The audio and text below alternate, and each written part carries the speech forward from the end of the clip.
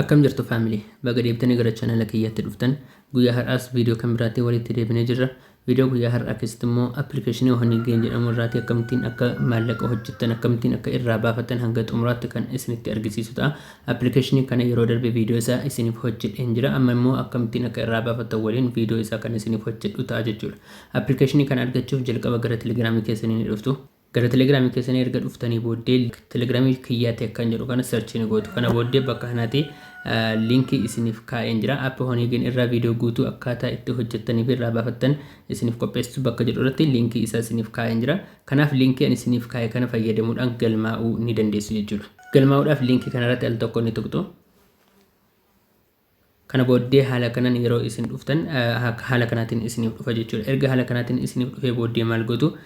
Gara gadiitiin accept invite kan jettu jirti, al tokko ishee irratti ni tuqxu. Kana booddee haala kanaatiin isiniif dhufa. Bakka kanatti kun akkuma argitan kupoon koodii yookiin immoo referral linkiidha. Haala kanaatiin irra ta'a linkii namaatiin gaafa seentan $3 isiniif kenna jechuudha. Linkii kana eksi gootanii darbuu dandeessu, garuu $3 sana hin argattanii jechuudha. Kanaaf $3 sana argachuudhaaf linkii namaatiin seenuun dirqama waan ta'eef linkii kanaan erga seentanii booddee bakka kanatti iimeelii keessan ni guuttu. Bakka itti isiniif marsu kanatti iimeelii keessan ni guuttu. Itti aanee immoo create password kan jettu bakka kana jirti. Password dijitii 8 ol ta'e bakka kanatti guutuudhaan continue with email jechuu dandeessu. Kana hunda hin guutu yoo jettan immoo Google kan jedhu bakka kana jira. Googleedhaan seenuu ni dandeessu jechuudha. Ani amma already accountii waan hin qabuuf jecha accountii dura waan hin baneeruuf jecha isaan seeneen isinitti argisiisa. Accountiin duraan fayyadamuun gaafan seenu kun akkuma argitan $20 irra gaheen jira. $20 irra gahu dirqama irraa baafachuudhaaf $20 gahuu qabdu. Jalqaba akkuma seentaniin $3 isiniif kenna jechuudha. Bakka kana immoo kun akkuma argitan guyyaa guyyaatti wanti isin argattan bakka kana jira. Kan koommu kun akkuma argitan guyyaa 3 irra gaheen jira. Guyyaa 30 jechuudha. Guyyaa 30 yeroo hunda yoon seenne fudhe koinii 300 naaf kenna jechuudha. Firii koinii 300 naaf kenna.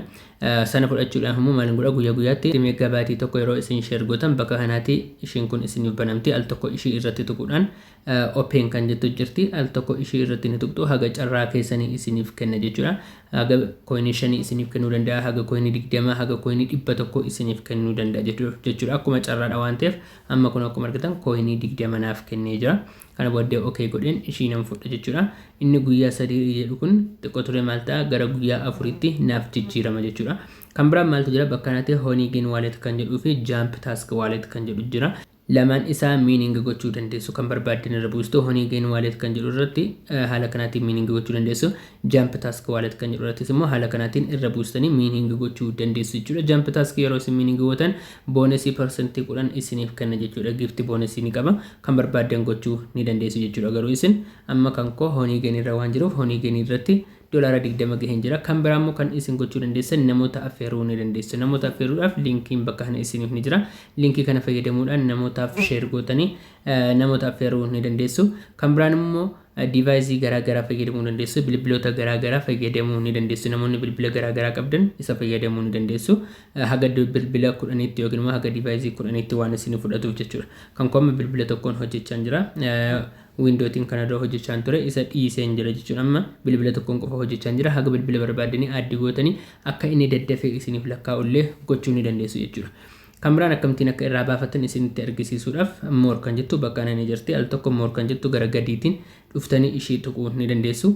Yoo barbaaddan immoo jalqabarrayyuu yeroo dhuftan request with payout kan jedhu jira. Request payout kan jettu bakka kanaatti al tokko tuquu ni dandeessu jechuudha.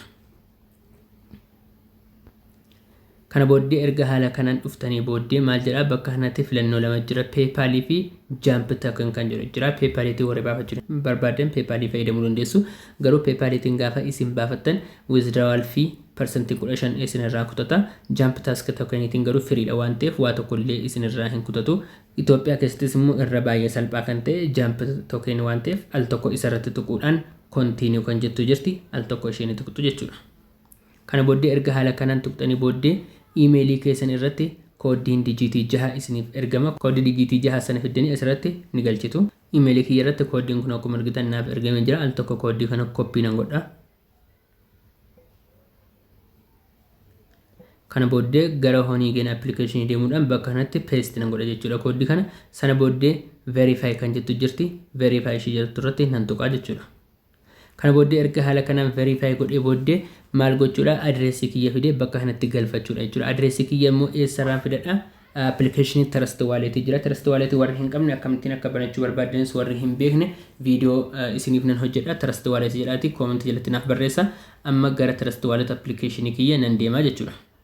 Trust Wallet application kiyya keessa ergan deeme booddee bakka kana kun akkuma argattan JMPT Tokeniin as keessa waan hin jirreef maalan godha gara xumuraatti nan dhufa. Ergan gara xumuraatti dhufee booddee manage crypto kan jettu bakka kana ni jirti. Al tokko ishii irratti nan tuqa. Kana booddee mallattoo search irratti maalan godha JMPT jedheen haala kanaatiin search godha.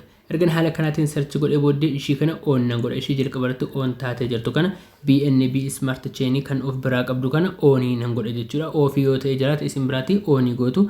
Kana booddee ergan on godhee booddee ishii irratti nan tuqa jechuudha. Ergan irratti tuqee immoo maalin godha? Gara gadiitiin receive kan jettu ni jirti. Bakka xiyyaan isin argisiisu kana al tokko isarratti ni tuqxu. Adreesii isiniif kenna. Adreesii inni isiniif kennu bakka kanatti copy kan jedhu irratti tuquudhaan copy ni godhattu. Kana booddee maal goona? Gara Honeygain application keenya deemnee bakka kanatti adreesii copy godhanne sana irratti ni galchina. Kana booddee confirm payout kan jettu bakka kana ni jirti. Al tokko ishii irratti ni tuqna jechuudha. Kana booddee kun akkuma argitan payout godhee haga guyyaa lamaa keessatti siif ergamanaan jedhanii jiru. Garuu guyyaa lama osoo hin taane ammayyuu osoo ani dubbadhee hin xumurin bakka kanaatti kun akkuma argitan naaf erganii jiru jechuudha. Kanaaf al tokko irratti tuqee keessa seenee waliin cheekii goona. Balansiin kiyya doolaara tokko kun akkuma argitan amma refresh godhee immoo waliin ilaallaa jechuudha. Kun akkuma argitan doolaara tokko kan ture amma gara doolaara 21tti jijjiiramee jira jechuudha. JMPT kan jedhamu jump tasking kiyya immoo naaf ergamee jira jechuudha. Amma jump tasking kiyya erga haala kanaatiin naaf ergamee booddee maal gochuutu narraa barbaachisaa gara doolaaraatti yookiin immoo gara USDT jijjiiruudha jechuudha. Gara USDT jijjiiruu immoo maaliin godhaa trade kan jettu jirti. Al tokko ishee irratti nan tuqa. Kana booddee maaliin filadha? Bakka kanatti swap kan jettu jirti. Ishee nan filadha. Kana booddee kun akkuma argitan jump task irraati gara maalitti jijjiiruun barbaada? Gara USDT waan ta'eef jump task ofii isaati naaf fidee jira. Isa gajjallaa immoo USDT tti nan jijjiira jechuudha.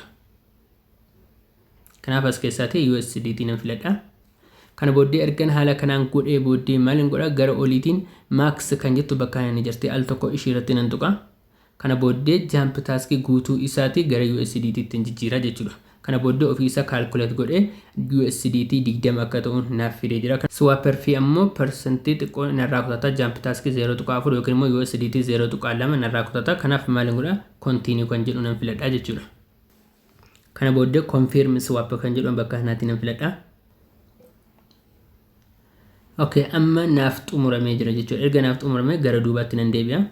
Kana booddee USDT kiyya kun akkuma argitan USDT 20 naaf ta'ee jira jechuudha. USDT naaf jijjiirameera. Haala kanaatiin jijjiirratanii USDT gara exchange barbaadanitti gara Binance barbaadan immoo Bybit OKX fi gara barbaadanitti ergitanii maal gochuu dandeessu? P2P dhaan gurgurachuu dandeessu jechuudha. Namoonni exchange kana hin qabne immoo namoonni gurgurachuu barbaadan username asirratti argitan kanan karaa telegiraamii dhuftanii dubbisuudhaan ani isiniif gurguruu nan danda'a yookiin immoo ani isinirraa bituu nan danda'a jechuudha.